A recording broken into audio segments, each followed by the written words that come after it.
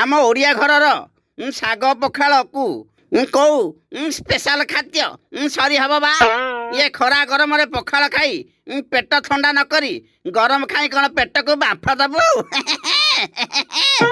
हौ हौ मु भी खाई थान जे हेले ये गोटे जरूरी काम मन पड़िला परा मु जाउची तू खाउता मु संध्या बेले कथा हेबी मालती ए मालती अरे कुआडे गलो अरे कौन हैला काई डाकुछ अरे 9टा 9 बजणु रोसई घर एते झालनाळ हो गलणी हौ आज आउ तम देर अधिक झाल बोइबनी